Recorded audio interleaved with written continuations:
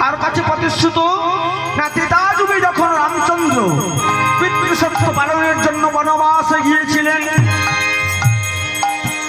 যখন পঞ্চবটী বন থেকে রাম সীতা দেবীকে রাবণ হরণ করে নিয়ে গেল,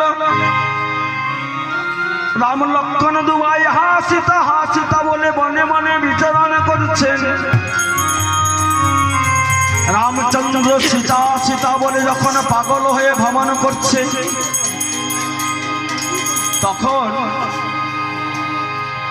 বনের মধ্যে তপস্যা করছিলেন, ভজন করছিলেন ৬০,০০০ বালকিল্য ঋষি।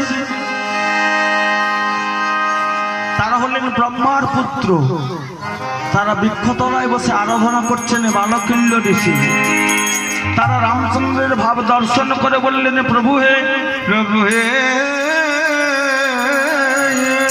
আমরা যে তোমায় ডাকছি, তুমি আমাদের ডাক কি তোমার কর্ণকুহরে প্রবেশ করে না? প্রবেশ করে না। প্রভু হে, তুমি কি তাহলে নারীকেই বেশি ভালোবাসো? বেশি ভালোবাসো।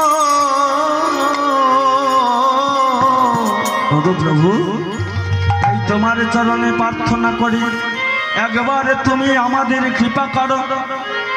ভক্তাধীন শ্রীরামচন্দ্র পুরুষোত্তম শ্রীরামচন্দ্র দুহাত তুলে বললেন, তথাস্তু, তোমাদের মনোবাসনা